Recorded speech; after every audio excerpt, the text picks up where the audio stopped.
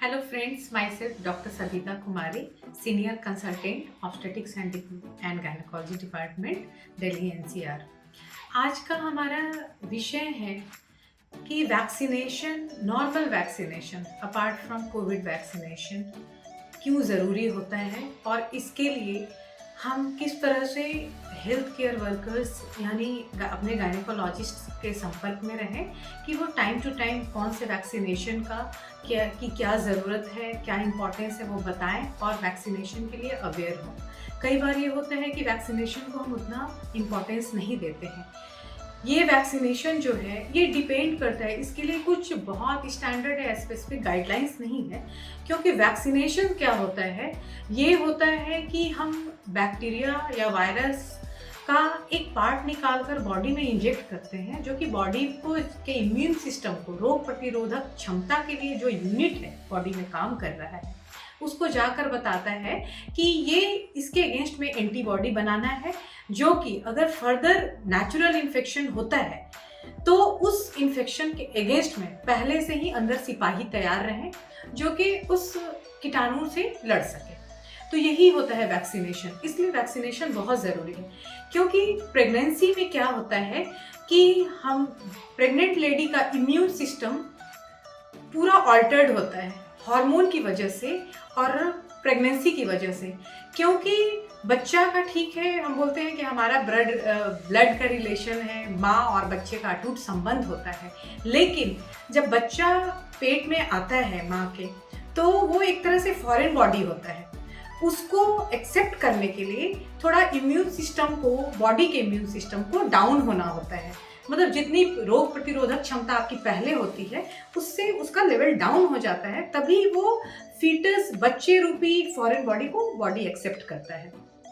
तो जब हम उस एरिया में पर्टिकुलर किसी कंट्री में भी, स्टेट में या डिफरेंट प्लेसेस पे डिफरेंट तरह के इन्फेक्शंस ज़्यादा कॉमन होते हैं।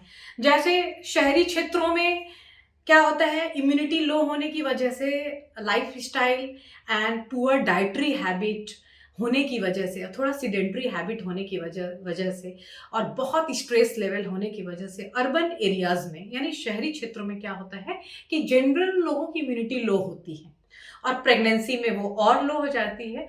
इसकी वजह से अर्बन एरियाज़ में वायरल इन्फेक्शन ज़्यादा होते हैं।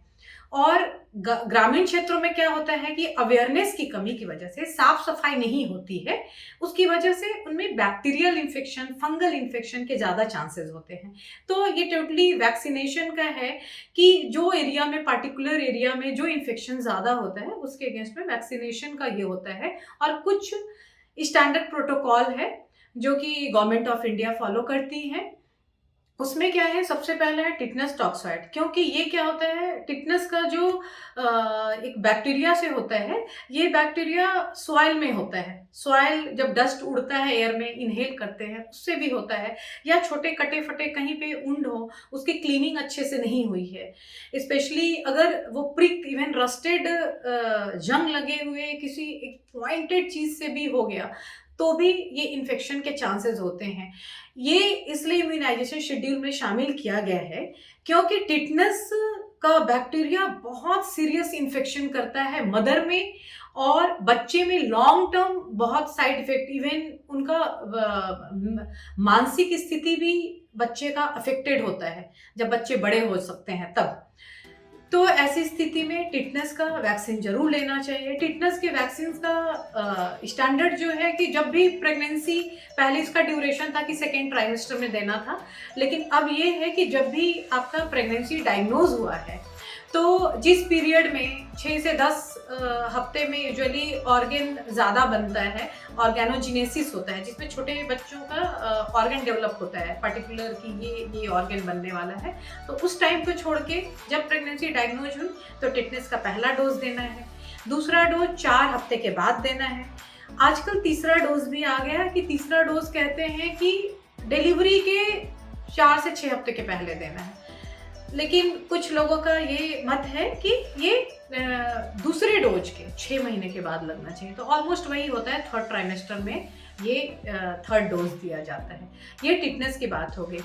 उसके अलावा क्या है कि अब कोविड वैक्सीनेशन है। कोविड वैक्सीनेशन के बारे में बहुत बृहत रूप से यूट्यूब पे भी, सोशल मीडिया पे भी बहुत ज़्यादा अवेयरनेस के लिए different different faculties, front line workers, health care workers, WHO या डिफरेंट डिफरेंट रेगुलेटरी सेंटर्स जो हैं, जो इस फील्ड को, इस मेडिकल फील्ड को कंट्रोल सिस्टम है, उनकी तरफ से भी बहुत सारे वीडियोस, बहुत सारे इंफॉर्मेशन है। कोविड वैक्सीनेशन का ये है कि कोविड वैक्सीनेशन अब प्रेगनेंसी और लैक्टेशन दोनों, मतलब लैक्टेशन मीन्स कि जो माता फीडिंग करा रही हैं और जो प्रेग्नेंट है, वो तीनों ट्राइमेस्टर, तीन तीन भाग में, तीन ट्राइमेस्टर 3-3 महीने का डिवाइड किया जाता है 9 महीने को, चीज़ों को समझने के लिए उसका अलग इंपॉर्टेंस है। तो किसी भी ट्राइमेस्टर में, किसी भी तिमाही में महिला कोविड वैक्सीनेशन अब लगा सकती हैं। लेकिन कोविड वैक्सीन लगाना है, ये रिकमेंडेड है प्रेगनेंसी में, लेकिन इसके साथ साथ कोविड अप्रोप्रिएट बिहेवियर बिल्कुल नहीं छोड़ना है। वो आपको कंटिन्यू करना है, मास्क वेयर करना है, फेस और हैंड हाइजीन मेंटेन करना है, सोशल डिस्टेंसिंग और बहुत भीड़ भाड़ वाली जगह से आपको बचना है। ये तो करना ही करना है वैक्सीनेशन। वैक्सीन का मतलब ये नहीं है कि आपको कोविड का इन्फेक्शन नहीं होगा, ऐसा बिल्कुल नहीं है। उसके बावजूद भी कोविड का इन्फेक्शन हो सकता है, लेकिन कोविड का सीरियसनेस बहुत बहुत कम होगा। आपको ऑलमोस्ट हॉस्पिटलाइजेशन की बिल्कुल ज़रूरत नहीं पड़ेगी। अब उसके बाद होता है इन्फ्लुएंजा। इन्फ्लुएंजा में बहुत तरह के, स्वाइन फ्लू और डिफरेंट डिफरेंट फ्लू वाले जो होते हैं, वो वैक्सीन क्वाड्री फ्लू के नाम से भी आता है, जिसमें 4 वैरायटी इन्फ्लुएंजा के होते हैं, स्ट्रेन होते हैं। उसके अगेंस्ट में लेडीज़ को वैक्सीनेट किया जाता है, क्योंकि ये इन्फ्लुएंजा वैक्सीन का लंग, हार्ट पे, बेबी पे बहुत असर होता है और माँ को से ज़्यादा बच्चों पे इफ़ेक्ट होता है। ये लॉन्ग टर्म इफ़ेक्ट भी हो सकता है, ड्यूरिंग प्रेगनेंसी भी बेबी सीरियस हो सकता है।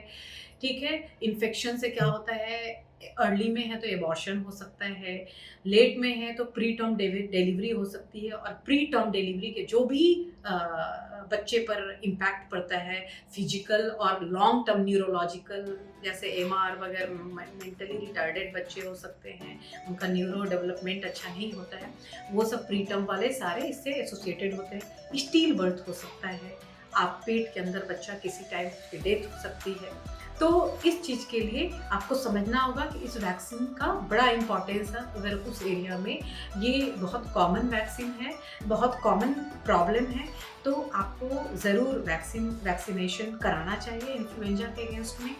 उसके अलावा है हेपेटाइटिस बी का। हेपेटाइटिस बी, ये क्या होता है कि 50 to 70% जो मदर हेपेटाइटिस बी के लिए वैक्सीनेटेड नहीं है और उनको अगर इन्फेक्शन हो गया, सीरियस इन्फेक्शन हुआ, तो मदर पे का पर मैटरनल मॉर्बिडिटी और इवन मोर्टेलिटी भी होती है। फीटस पे क्या होता है कि फीटस अगर उस टाइम प्रेगनेंसी ठीक ठाक निकल गया, मैनेजमेंट हो गई, प्रेगनेंसी निकल गई, तो लॉन्ग टर्म में 50 to 70%, 50 to 70%, ये बहुत ज़्यादा है। 50 to 70% बच्चों को लॉन्ग टर्म, यानी कि जब बच्चे बड़े होंगे, एडल्ट होगा, तो उसको लीवर सिरोसिस हो सकता है, इवन लीवर कैंसर भी हो सकता है। इसलिए हेपेटाइटिस बी का वैक्सीनेशन भी अगर नहीं कराया है आपने पहले, तो वैक्सीनेशन कराना है, क्योंकि ये ऑल आर लाइव। पहले जैसा कि है कि वैक्सीन 2 तरह के होते हैं। एक होता है लाइव एटेन्यूएटेड, मतलब लाइव वैक्सीन है, उसकी स्ट्रेंथ को कम की जाती है। तो सारे लाइव वैक्सीन्स प्रेगनेंसी में बिल्कुल कॉन्ट्राइंडिकेटेड हैं। उनको, हालांकि ये थियोरेटिकल ही हैं, अभी तक कुछ प्रूफ वैसा कुछ नहीं है, लेकिन लाइव वैक्सीन दिया नहीं गया है प्रेग्नेंट लेडीज़ को, और थियोरेटिकली ये है कि उसका साइड फ्लेयर्ड अप इन्फेक्शन करा सकता है इवन लाइव वैक्सीन। तो लाइव वैक्सीन बिल्कुल कॉन्ट्राइंडिकेटेड है।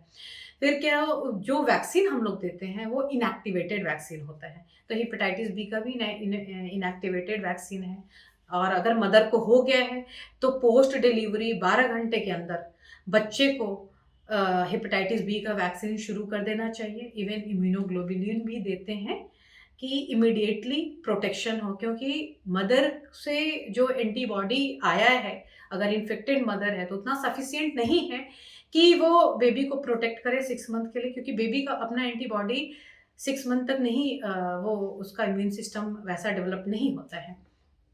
तो हेपेटाइटिस बी का भी वैक्सीनेशन अकॉर्डिंगली लेना चाहिए। वो आप अपने गायनेकोलॉजिस्ट से संपर्क करेंगे तो वो आपके इम्यून स्टेटस के आधार पे फिर वो आपको वैक्सीन के लिए एडवाइस करेंगे। तो ये हुई वैक्सीन पे एक छोटी सी जानकारी। इसी जानकारी के साथ आज के लिए धन्यवाद।